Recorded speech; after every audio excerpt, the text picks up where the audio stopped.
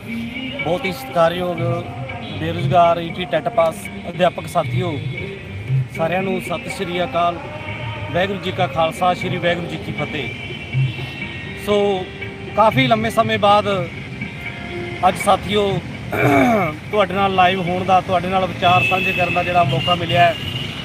ਸੋ ਬਹੁਤ ਸਾਰੇ ਸਾਥੀਆਂ ਵੱਲੋਂ ਫੋਨ ਮੈਸੇਜ ਆ ਰਹੇ ਸੀਗੇ ਕਿ ਪ੍ਰਧਾਨ ਸਾਹਿਬ ਤੁਸੀਂ ਲਾਈਵ ਹੋਵੋ, ਕੋਈ ਜਾਣਕਾਰੀ ਜਿਹੜੀ ਹੈ ਉਹ 6835 ਭਰਤੀ ਦੇ ਪ੍ਰੋਸੈਸ ਬਾਰੇ, ਨਵੀਂ ਭਰਤੀ ਜਿਹੜੀ ਹੈ 5994 ਜਿਸ ਦਾ ਪੋਰਟਲ ਖੁਲਵਾਉਣਾ ਹੈ ਉਸ ਬਾਰੇ, ਜਾਂ ਓਵਰਏਜ ਦੇ ਮਸਲੇ ਬਾਰੇ ਉਹ ਸਾਨੂੰ ਤੁਸੀਂ ਜਾਣਕਾਰੀ ਲਾਈਵ ਹੋ ਕੇ ਜਿਹੜੀ ਉਹ ਜ਼ਰੂਰ ਦੱਸੋ।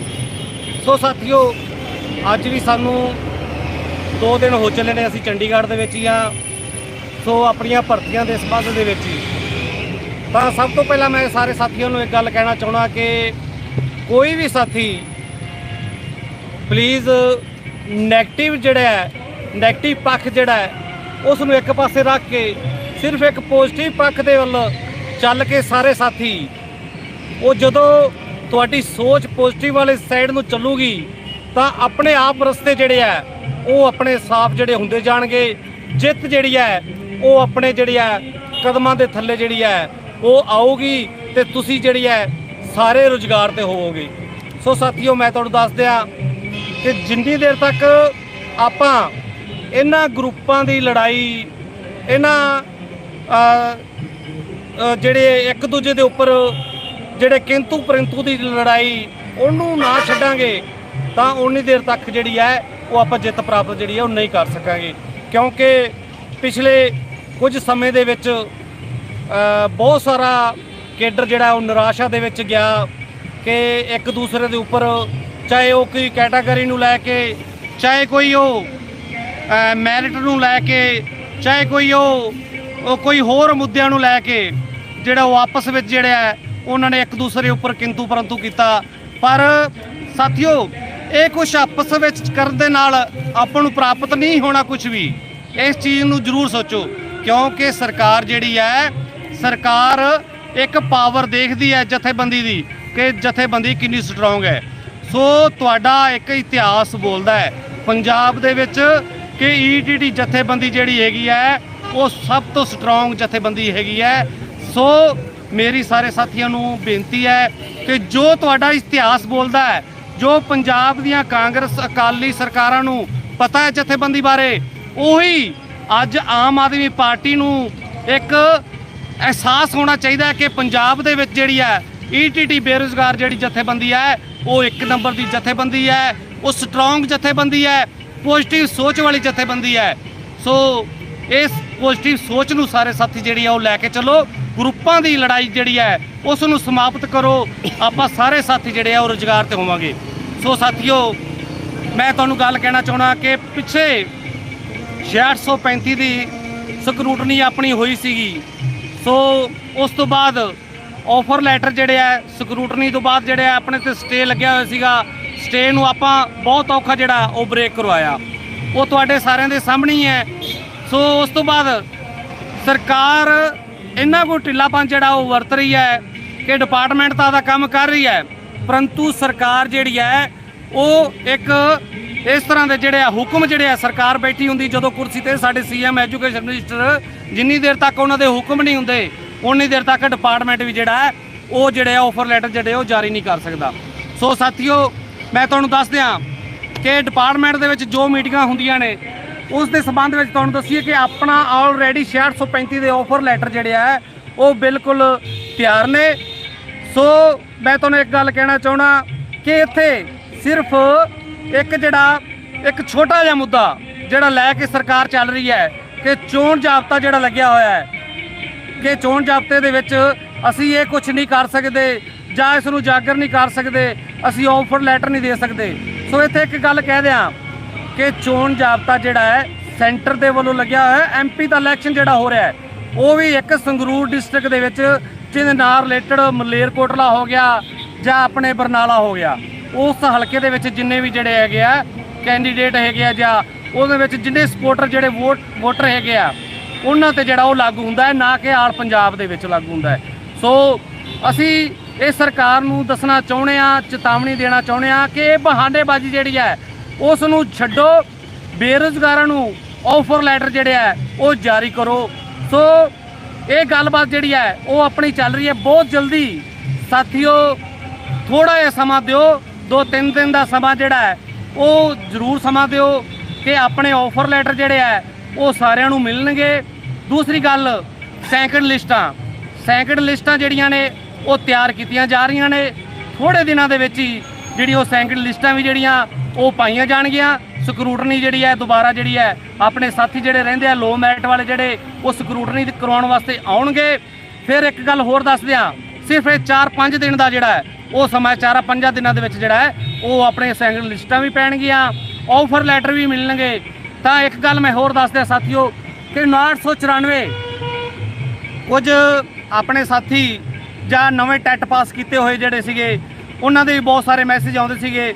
ਤਾਂ ਕੁਝ ਲੋ ਮੈਰਿਟ ਜਿਹੜੇ ਜ਼ਿਆਦਾ ਜਿਨ੍ਹਾਂ ਦੇ ਨੰਬਰ ਆਪਣੇ ਸਾਥੀਆਂ ਦੇ ਘੱਟ ਸੀਗੇ, ਕੁਝ ਉਹ ਨਿਰਾਸ਼ਾ ਦੇ ਵਿੱਚ ਸਨ ਕਿ 5994 ਦੀ ਜਿਹੜੀ ਹੈ ਉਹ ਗੱਲ ਨਹੀਂ ਯੂਨੀਅਨ ਕਰਦੀ। ਮੈਂ ਤੁਹਾਨੂੰ ਇੱਥੇ ਗੱਲ ਕਰ ਦਿਆਂ, ਬਹੁਤ ਜਲਦ ਜਿਹੜਾ ਹੈ ਆਪਣਾ 5994 ਦਾ ਪੋਰਟਲ ਜਿਹੜਾ ਹੈ ਉਹ ਜਾਰੀ ਹੋਊਗਾ। ਤਾਂ ਇੱਕ ਇਹ ਗੱਲ ਮੈਂ ਤੁਹਾਨੂੰ ਅੱਜ ਸ਼ਰਤੀਆ ਕਹਿ ਰਿਹਾ ਕਿ ਆਪਣੀ ਭਰਤੀ ਜਿਹੜੀ ਹੈ 5994 ਉਹ +2 ਬੇਸ ਤੇ ਜਿਹੜੀ ਹੈ ਉਹ ਆਪਣੀ ਭਰਤੀ ਹੋਊਗੀ। ਕਿਉਂਕਿ ਇਸ ਬਾਰੇ ਮੈਂ ਤੁਹਾਨੂੰ ਇੱਕ ਸ਼ਰਤੀਆ ਜਿਹੜੀ ਉਹ ਗੱਲ ਕਹਿ ਰਿਹਾ, ਕਿਉਂਕਿ ਜੋ ਵੀ ਜਾਣਕਾਰੀ ਮਿਲੀ ਹੈ, ਜੋ ਵੀ ਆਪਣੀਆਂ ਮੀਟਿੰਗਾਂ ਹੋਈਆਂ ਨੇ ਉਹਦੇ ਵਿੱਚ ਅਸੀਂ ਰਿਜ਼ਲਟ ਜਿਹੜਾ ਉਹ ਕੱਢ ਕੇ ਲੈ ਕੇ ਆਏ ਆ ਕਿ ਆਪਣੀ ਭਰਤੀ ਜਿਹੜੀ ਹੈ ਉਹ +2 ਬੇਸ ਤੇ ਹੋਵੇਗੀ। ਕਿਸੇ ਵੀ ਸਾਥੀ ਨੂੰ ਨਿਰਾਸ਼ ਹੋਣ ਦੀ ਜ਼ਰੂਰਤ ਨਹੀਂ ਗੀ ਕਿ ਭਰਤੀ ਚਾਹੇ ਕੋਈ ਮਰਜ਼ੀ ਆਦਾ ਕੋਈ ਤੱਥ ਪੇਸ਼ ਕਰਦਾ ਫਿਰੇ, ਚਾਹੇ ਕੋਈ ਕੁਝ ਬੋਲਦਾ ਫਿਰੇ ਕਿ ਭਰਤੀ ਗ੍ਰੈਜੂਏਸ਼ਨ ਬੇਸ ਤੇ ਆਊਗੀ। ਸੋ +2 ਵਾਲੇ ਸਾਥੀਆਂ ਨੂੰ ਨਿਰਾਸ਼ ਹੋਣ ਦੀ ਲੋੜ ਨਹੀਂ ਗੀ। ਆਪਣੀ ਭਰਤੀ ਜਿਹੜੀ ਹੈ ਉਹ +2 ਬੇਸ ਤੇ ਆਊਗੀ। 5994 ਦੇ ਵਿੱਚ ਓਵਰਏਜ ਦਾ ਮਸਲਾ ਉਹ ਅਸੀਂ ਵੱਡੇ ਪੱਧਰ ਤੇ ਜਿਹੜੀ ਹੈ ਉਹ ਗੱਲ ਲੈ ਕੇ ਆ ਰਹੇ ਹਾਂ। 5994 ਦੇ ਵਿੱਚ ਓਵਰਏਜ ਦਾ ਮਸਲਾ ਜਿਹੜਾ ਹੈ ਉਹ ਹੱਲ ਹੋਣਾ ਚਾਹੀਦਾ ਹੈ। ਸੋ ਇਸ ਬਾਰੇ ਵੀ ਸਾਡੀ ਜਿਹੜੀ ਹੈ ਡਿਪਾਰਟਮੈਂਟ ਦੇ ਵਿੱਚ ਵੀ ਗੱਲ ਹੋਈ ਹੈ, ਕਿਉਂਕਿ ਜੋ ਲਿਖਤ ਡਿਪਾਰਟਮੈਂਟ ਦੇ ਵਿੱਚ ਜਾਂਦੀ ਹੈ ਉਸ ਬਾਰੇ ਜਿਹੜੀ ਹੈ ਅੱਗੇ ਮੰਤਰੀ ਸਾਹਿਬ ਦੇ ਨਾਲ ਜਿਹੜੀ ਹੈ ਉਹ ਗੱਲਬਾਤ ਵੀ ਜਿਹੜੀ ਹੈ ਜ਼ਰੂਰ ਕੀਤੀ ਜਾਂਦੀ ਹੈ। ਸੋ ਸਾਥੀਓ ਮੈਂ ਤੁਹਾਨੂੰ ਇਹ ਗੱਲ ਕਹਿਣਾ ਚਾਹੁੰਦਾ ਕਿ ਇਹ ਜ਼ਿਆਦਾ ਟਾਈਮ ਨਹੀਂ ਲੱਗੂਗਾ ਇਹਨਾਂ ਭਰਤੀਆਂ ਤੇ। ਬਹੁਤ ਜਲਦੀ ਜਿਹੜੀ ਹੈ ਉਹ ਆਪਣੀਆਂ ਭਰਤੀਆਂ ਜਿਹੜੀਆਂ ਉਹ ਕੰਪਲੀਟ ਹੋਣਗੀਆਂ। ਓਵਰਏਜ ਦਾ ਮਸਲਾ ਵੀ ਜਿਹੜਾ ਉਹ ਹੱਲ ਹੋਊਗਾ। +2 ਬੇਸ ਤੇ ਆਪਣੀ ਭਰਤੀ ਆਊਗੀ। ਸੋ ਨਿਰਾਸ਼ ਹੋਣ ਦੀ ਜ਼ਰੂਰਤ ਨਹੀਂ ਗੀ। ਤੁਸੀਂ ਸਾਰੇ ਸਾਥੀ, ਮੈਂ ਉਹਨਾਂ ਸਾਥੀਆਂ ਨੂੰ ਕਹਿ ਰਿਹਾ ਜਿਹੜੇ 6635 ਦੇ ਵਿੱਚ ਕਾਫੀ ਲੋ ਮੈਰਿਟ ਵਾਲੇ ਸਾਥੀ ਹੈਗੇ ਆ ਸਾਡੇ, ਕਿਉਂਕਿ ਆਪਾਂ ਨੂੰ ਸਭ ਪੜ੍ਹੇ ਲਿਖੇ ਆ ਵੀ ਕਿੰਨਾ ਤੱਕ ਲੋ ਮੈਰਿਟ ਆ ਸਕਦੀ ਹੈ। ਵੀ ਮੇਰੀ ਇੱਕ ਹੱਥ ਜੋੜ ਕੇ ਬੇਨਤੀ ਹੈ ਕਿ ਉਰੇ ਪਰੇ ਕਿੰਤੂ ਪਰੰਤੂ ਕਰਨ ਨਾਲੋਂ, ਗਰੁੱਪਾਂ ਦੇ ਵਿੱਚ ਲੜਾਈਆਂ ਕਰਨ ਦੇ ਨਾਲੋਂ ਉਹਨਾਂ ਨੂੰ ਬੇਨਤੀ ਹੈ ਸਾਰਿਆਂ ਨੂੰ ਕਿ ਉਹ ਤਿਆਰੀ ਨਾਲ ਜੁੜ ਜਾਓ। ਜੇਕਰ ਆਪਣਾ ਆਦਾ ਟਾਈਮ ਜਿਹੜਾ ਉਹ ਵੇਸਟ ਕਰਾਂਗੇ ਤਾਂ ਉਸ ਦੇ ਵਿੱਚ ਸ਼ਾਇਦ ਦੂਜੇ ਕੋਈ ਫਾਇਦਾ ਉਠਾ ਜਾਣਗੇ। ਤੁਹਾਡੇ ਅੱਗੇ ਬੇਨਤੀ ਹੈ ਆਪਦੀਆਂ ਬੁੱਕਸ ਜਿਹੜੀਆਂ ਉਹ ਚੱਕੋ, ਵੀਰ ਪੈਣਾ ਸਾਰੇ ਜਿਹੜੇ ਉਹ ਤਿਆਰੀ ਵੱਲ ਜੁੜ ਜਾਓ। ਸਾਡਾ ਕੰਮ ਜਿਹੜਾ ਹੈਗਾ ਉਹ ਅਸੀਂ ਡਿਪਾਰਟਮੈਂਟ ਦੇ ਵਿੱਚ ਸਰਕਾਰ ਦੇ ਨਾਲ ਜਿਹੜੇ ਹੈ ਉਹ ਰਾਬਤਾ ਬਣਾਇਆ ਹੋਇਆ ਹੈ। ਭਰਤੀ ਅਸੀਂ +2 ਬੇਸ ਤੇ ਲੈਣੀ ਹੈ। ਓਵਰਏਜ ਦਾ ਮਸਲਾ ਹੱਲ ਕਰਵਾਉਣਾ ਹੈ। ਜੋ ਵੀ ਹੈ ਉਹ ਅਸੀਂ ਉਹ ਕਰ ਰਹੇ ਹਾਂ, ਪੂਰੀ ਜ਼ਿੰਮੇਵਾਰੀ ਦੇ ਨਾਲ ਕਰ ਰਹੇ ਹਾਂ। ਕਿਸੇ ਨੂੰ ਨਿਰਾਸ਼ਾ ਹੋਣ ਦੀ ਜ਼ਰੂਰਤ ਜਿਹੜੀ ਹੈ ਉਹ ਨਹੀਂ ਹੈਗੀ। ਸੋ ਆਪਾਂ ਸਾਥੀਓ ਇੱਕ ਤੁਹਾਨੂੰ ਮੈਂ ਗੱਲ ਕਰ ਦਿਆਂ, ਤੁਸੀਂ ਹਰ ਹਾਲਤ ਵਿੱਚ ਰੈਡੀ ਰਹਿਣਾ ਹੈ। ਇੱਕ ਗੱਲ ਤੋਂ, ਜੇਕਰ 2-3 ਦਿਨਾਂ ਦੇ ਵਿੱਚ ਆਪਾਂ ਨੂੰ ਆਫਰ ਲੈਟਰ ਸਰਕਾਰ ਜਿਹੜੀ ਹੈ ਉਹ ਜਾਰੀ ਨਹੀਂ ਕਰਦੇ, 5994 ਦਾ ਪੁਖਤਾ ਹੱਲ ਨਹੀਂ ਕਰਦੀ, ਓਵਰਏਜ ਦਾ ਮਸਲਾ ਹੱਲ ਜਿਹੜਾ ਉਹ ਨਹੀਂ ਕਰਦੀ, ਇਹ ਆਪਾਂ ਨੂੰ ਸਾਰਾ 2-3 ਦਿਨਾਂ ਦੇ ਵਿੱਚ ਪਤਾ ਚੱਲ ਜਾਣਾ ਹੈ। ਜੇਕਰ ਉਹ ਹੱਲ ਨਹੀਂ ਕਰਦੀ ਤਾਂ ਆਪਦੇ ਬੈਗ ਵੀ ਜਿਹੜੇ ਆ ਉਹ ਪੈਕ ਕਰ ਲਓ। ਆਪਾਂ ਪ੍ਰੋਟੈਸਟ ਲਾਵਾਂਗੇ। ਜਿਸ ਤਰੀਕੇ ਦੇ ਨਾਲ ਸੰਗਰੂਰ ਦੇ ਵਿੱਚ ਪਹਿਲਾਂ ਪ੍ਰੋਟੈਸਟ ਲੱਗਦੇ ਰਹੇ ਨੇ, ਹੁਣ ਸੰਗਰੂਰ ਦੇ ਵਿੱਚ ਚੋਣਾਂ ਨੇ।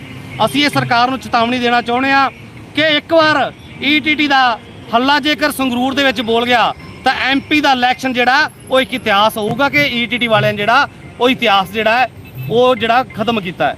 ਉਹ ਜਿਹੜਾ ਇਤਿਹਾਸ ਜਿਹੜਾ ਆਪ ਪਾਰਟੀ ਨੇ ਜਿਹੜਾ ਸ਼ੁਰੂ ਕੀਤਾ ਸੀਗਾ ਕਿ ਅਸੀਂ ਹਰੇਕ ਵਾਰ ਜਿਹੜੀ ਹੈ ਉਹ ਜਿੱਤ ਜਿਹੜੀ ਹੈ ਉਹ ਲਈ ਹੈ।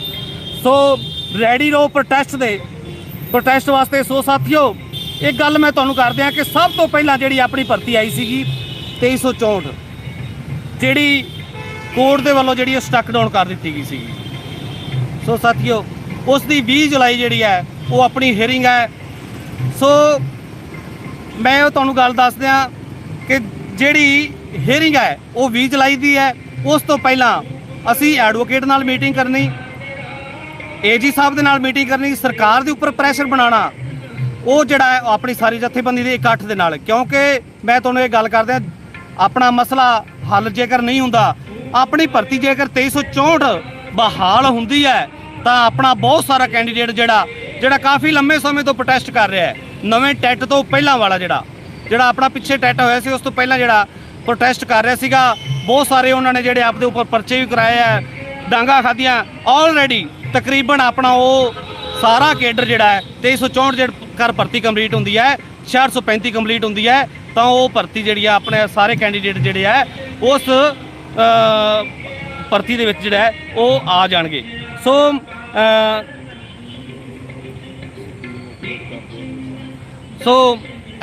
ਮੇਰੀ ਇੱਕ ਹੋਰ ਵੀ ਬੇਨਤੀ ਹੈ ਕਿ ਸਾਥੀਓ ਐਕਸ਼ਨ ਦੇ ਲਈ ਤੁਸੀਂ ਜਿਹੜਾ ਉਹ ਤਿਆਰ ਰਹੋ, ਕਿਉਂਕਿ ਕਦੇ ਜਦੋਂ ਵੀ ਤੁਹਾਨੂੰ ਸਟੇਟ ਕਮੇਟੀ ਜਿਹੜੀ ਹੈ ਉਹ ਮੌਕਾ ਜਿਹੜਾ ਤੁਹਾਨੂੰ ਜਿਹੜਾ ਐਲਾਨ ਜਿਹੜਾ ਪ੍ਰੋਟੈਸਟ ਦਾ ਜਿਹੜਾ ਉਹ ਕਰੂਗੀ।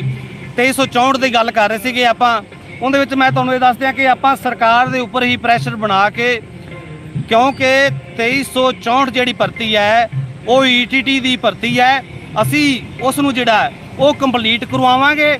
ਹਰ ਹਾਲਤ ਦੇ ਵਿੱਚ ਕੋਈ ਵੀ ਸਾਡੇ ਸਾਥੀ ਜਿਹੜੇ ਹੈ ਉਹ ਨਿਰਾਸ਼ ਉਹਨਾਂ ਨੂੰ ਹੋਣ ਦੀ ਲੋੜ ਨਹੀਂ, ਕਿਉਂਕਿ ਜਿਹੜੇ ਸਾਡੇ ਸਾਥੀ 2364 ਭਰਤੀ ਦੇ ਵਿੱਚ ਅੱਜ ਕੰਸੀਡਰ ਹੁੰਦੇ ਆ, ਜਿਹੜੇ ਉਹਨਾਂ ਨੂੰ ਉਹਦੇ ਵਿੱਚ ਮੌਕਾ ਮਿਲਦਾ ਹੈ, ਪਰ ਉਹ 66-35 ਦੇ ਵਿੱਚ ਜਿਹੜੇ ਹੈ ਓਵਰਏਜ ਹੋ ਰਹੇ ਨੇ।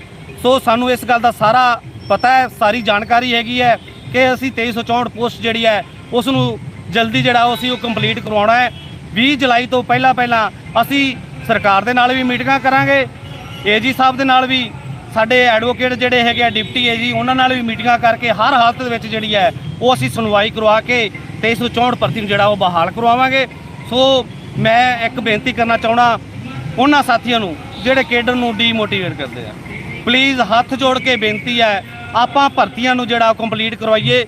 ਸਾਰੇ ਉਹਨਾਂ ਬੇਰੁਜ਼ਗਾਰਾਂ ਨੂੰ, ਉਹਨਾਂ ਦੇ ਮਾਪਿਆਂ ਨੂੰ ਕਿ ਉਹਨਾਂ ਦੇ ਘਰ ਵੀ ਜਿਹੜੇ ਹੈ ਉਹ ਚੱਲਣ, ਉਹਨਾਂ ਬੇਰੁਜ਼ਗਾਰਾਂ ਉਹ ਆਪਦੇ ਮਾਈ ਬਾਪ ਦੇ ਇਲਾਜ ਕਰਵਾ ਸਕਣ, ਉਹਨਾਂ ਦੀ ਜ਼ਿੰਦਗੀ ਜਿਹੜੀ ਹੈ ਕੁਝ ਸਿਖਾਵਾਂ ਜਿਹੜੀ ਹੈ ਉਹ ਬਣਾ ਸਕਣ, ਉਹ ਆਪਦੇ ਬੱਚਿਆਂ ਨੂੰ ਸਹੀ ਕੱਪੜਾ, ਸਹੀ ਸਕੂਲ, ਸਹੀ ਉਹਨਾਂ ਨੂੰ ਰੋਟੀ ਦਾ ਪ੍ਰਬੰਧ ਜਿਹੜਾ ਉਹ ਕਰ ਸਕਣ। ਉਹ ਤਾਂ ਹੀ ਹੋਊਗਾ ਜੇਕਰ ਆਪਾਂ ਸਾਰੇ ਇਕੱਤਰ ਹੋ ਕੇ ਪੋਜ਼ਿਟਿਵ ਸੋਚ ਨੂੰ ਲੈ ਕੇ ਸਾਰਿਆਂ ਨੂੰ ਰੁਜ਼ਗਾਰ ਦਿਵਾਉਣ ਦੇ ਲਈ ਇੱਕ ਪਾਸੇ ਹੋ ਕੇ ਜਿਹੜੇ ਉਹ ਚੱਲਾਂਗੇ।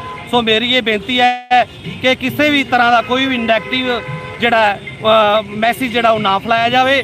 ਹਮੇਸ਼ਾ ਵਾਸਤੇ ਪੋਜ਼ਿਟਿਵ ਰਹੋਗੇ ਤਾਂ ਆਪਾਂ ਜਿਹੜੀ ਜਿੱਤ ਹੈ ਜਿਹੜੀ ਹੈ ਉਹ ਜ਼ਰੂਰ ਜਿਹੜੀ ਆਪਣੀ ਯਕੀਨੀ ਹੋਊਗੀ। ਸੋ ਸਾਥੀਓ, ਬਾਕੀ ਜੇਕਰ ਕੋਈ ਤੁਹਾਡੇ ਸਵਾਲ ਵੀ ਹੈਗੇ ਆ ਤਾਂ ਉਹਦਾ ਵੀ ਜਵਾਬ ਅਸੀਂ ਤੁਹਾਡਾ ਜਿਹੜਾ ਉਹ ਜ਼ਰੂਰ ਦਿਆਂਗੇ।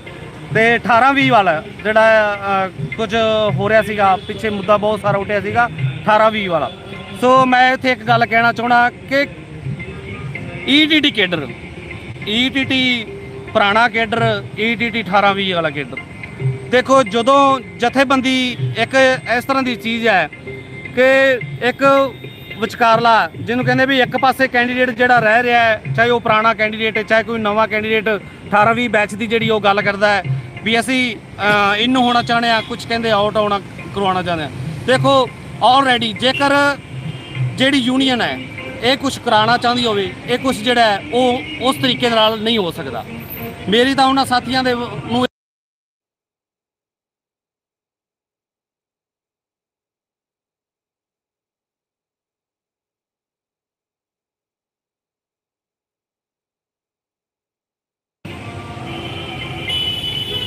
ਉਹ 18-20 ਬਾਰੇ ਆਪਾਂ ਜਿਹੜੀ ਉਹ ਸਾਥੀਓ ਗੱਲ ਕਰ ਰਹੇ ਸੀਗੇ, ਉਹ ਮਸਲਾ ਜਿਹੜਾ ਹੈ NCT ਦੇ ਰੂਲਾਂ ਦੇ ਮੁਤਾਬਕ। ਦੂਸਰੀ ਗੱਲ ਜਿਹੜਾ ਕੋਰਟ ਦੇ ਵਿੱਚ ਮਸਲਾ ਚਲਾ ਗਿਆ ਹੈ, ਫਿਰ ਜਿਹੜੀ ਸਰਕਾਰ ਹੈ ਉਹਨਾਂ ਤੇ ਜਿਹੜਾ ਹੈ ਉਹ ਡਿਪੈਂਡ ਕਰਦਾ ਹੈ। ਮੈਂ ਤੁਹਾਨੂੰ ਇੱਕ ਗੱਲ ਇੱਥੇ ਸ਼ੋਰਟੀ ਕਰਦਾ ਸਾਰਿਆਂ ਨੂੰ ਕਿ 18-20 ਵਾਲੇ ਮੁੱਦਾ ਜਿਹੜਾ ਹੈ ਉਹ ਯੂਨੀਅਨ ਦੇ ਜਿਹੜਾ ਹੈ ਉਹ ਵੱਸ ਦੇ ਵਿੱਚ ਜਿਹੜਾ ਹੈ ਉਹ ਨਹੀਂ ਹੈਗਾ, ਕਿਉਂਕਿ ਇਹ ਵਾਲੀ ਚੀਜ਼ ਜਿਹੜੀ ਹੈ ਕੋਰਟ ਦੇ ਵਿੱਚ ਮਸਲਾ ਚਲਾ ਗਿਆ, ਇਹ ਡਿਪਾਰਟਮੈਂਟ ਦੇ ਦਾ ਜਿਹੜਾ ਫੈਸਲਾ ਕਰੂਗਾ, ਸਰਕਾਰ ਜਿਹੜੀ ਹੈ ਉਹ ਫੈਸਲਾ ਕਰੂਗੀ।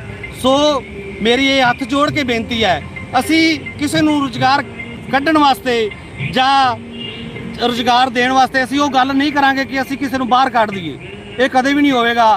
ਜਾਂ ਅਸੀਂ ਕਿਸੇ ਉਸ ਕੈਂਡੀਡੇਟ ਨੂੰ ਇੱਕ ਸਪੈਸ਼ਲੀ ਨੂੰ ਵੀ ਅਸੀਂ ਉਹਨੂੰ ਵਿੱਚ ਕਰ ਲਵਾਂਗੇ। ਇਹ ਸਾਡੇ ਹੱਥ ਵੱਸ ਨਹੀਂਗਾ, ਕਿਉਂਕਿ ਮਸਲਾ ਜਿਹੜਾ ਹੈ ਉਹ ਕੋਰਟ ਦੇ ਵਿੱਚ ਵੀ ਜਾ ਚੁੱਕਿਆ ਹੈ। ਡਿਪਾਰਟਮੈਂਟ ਦੇ ਵਿੱਚ ਜਦੋਂ ਵੀ ਅਸੀਂ ਡਾਇਰੈਕਟਰ ਐਨਸੀਟੀ ਦੇ ਡਾਇਰੈਕਟਰ ਨਾਲ ਮੀਟਿੰਗ ਕਰਦੇ ਹੋ ਕਿ ਜੋ ਵੀ ਐਨਸੀਟੀ ਦੇ ਰੂਲਾਂ ਦੇ ਮੁਤਾਬਕ ਜੋ ਹੈ 18-20 ਵਾਲਾ ਉਹ ਫੈਸਲਾ ਉਹ ਆਊਗਾ। ਸੋ ਸਰਕਾਰ ਤੇ ਵੀ ਇਹ ਸਾਰਾ ਡਿਪੈਂਡ ਹੈ, ਉਹਨਾਂ ਦੀ ਮੀਟਿੰਗਾਂ ਜਿਹੜੀਆਂ ਉਹ ਚੱਲ ਰਹੀਆਂ ਨੇ। ਸੋ ਸਾਥੀਓ, ਇਹ ਮੇਰੀ ਬੇਨਤੀਆਂ ਨੇ। ਸੋ ਸਾਰੇ ਸਾਥੀਆਂ ਦੇ ਅੱਗੇ ਹੱਥ ਜੋੜ ਕੇ ਬੇਨਤੀ ਹੈ ਵੀ ਕੋਈ ਵੀ ਨੈਗੇਟਿਵਿਟੀ ਜਿਹੜੀ ਹੈ ਉਹਨੂੰ ਨਾ ਫੈਲਾਇਆ ਜਾਵੇ। ਇਕੱਠੇ ਹੋ ਕੇ ਚੱਲੋ। 6635 ਭਰਤੀ ਵੀ ਕੰਪਲੀਟ ਕਰਾਵਾਂਗੇ। 5994 ਦਾ ਜਿਹੜਾ ਨੋਟੀਫਿਕੇਸ਼ਨ ਵੀ ਆਪਾਂ ਜਿਹੜਾ ਪੋਰਟਲ ਜਿਹੜਾ ਉਹ ਖੁਲਵਾਵਾਂਗੇ। ਓਵਰਏਜ ਦਾ ਮਸਲਾ ਜਿਹੜਾ ਵੱਡੇ ਪੱਧਰ ਤੇ ਜਿਹੜੀ ਹੈ ਉਹ ਗੱਲ ਚੱਲ ਰਹੀ ਹੈ, ਉਹਦਾ ਮਸਲਾ ਵੀ ਆਪਾਂ ਹੱਲ ਕਰਵਾਵਾਂਗੇ। ਤੇ 2364 ਭਰਤੀ ਜਿਹੜੀ ਹੈ ਆਪਣੀ ਭਰਤੀ ਜਿਹੜੀ ਸਟਕ ਡਾਊਨ ਹੋਈ ਹੈ ਉਸ ਦਾ ਕੋਰਟ ਦੇ ਵਿੱਚ 20 ਜੁਲਾਈ ਦੀ ਹੈਗੀ ਹੈ ਆਪਣੀ ਹੀਅਰਿੰਗ। ਉਸ ਤੋਂ ਪਹਿਲਾਂ ਆਪਾਂ ਜਿਹੜੇ ਆ ਉਸ ਦੇ ਪੁਖਤਾ ਪ੍ਰਬੰਧ ਕਰਾਂਗੇ। ਐਡਵੋਕੇਟ ਨੂੰ ਸਾਰਿਆਂ ਨੂੰ ਮਿਲਾਂਗੇ ਤੇ ਆਪਣੇ ਏਜੀ ਸਾਹਿਬ ਨੂੰ ਮਿਲਾਂਗੇ। ਇੱਥੋਂ ਤੱਕ ਕਿ ਸਿੱਖਿਆ ਮੰਤਰੀ ਸਾਹਿਬ ਦੇ ਨਾਲ ਮੀਟਿੰਗ ਕਰਕੇ ਤੇ ਆਉਣ ਵਾਲੀ 20 ਜੁਲਾਈ ਨੂੰ ਆਪਾਂ ਜਿਹੜੀ ਉਹਦੀ ਸੁਣਵਾਈ ਹਰ ਹਾਲਤ ਵਿੱਚ ਜਿਹੜੀ ਹੈ ਉਹ ਕਰਵਾਉਣ ਦੀ ਕੋਸ਼ਿਸ਼ ਕਰਾਂਗੇ। ਸੋ ਸਾਰੇ ਸਾਥੀਆਂ ਦਾ ਬਹੁਤ ਬਹੁਤ ਧੰਨਵਾਦ ਜੀ। ਜੈ ਜਨਤਾ, ਜੈ ਸੰਘਰਸ਼, ਜਿੱਤ ਲੜਦੇ ਲੋਕ।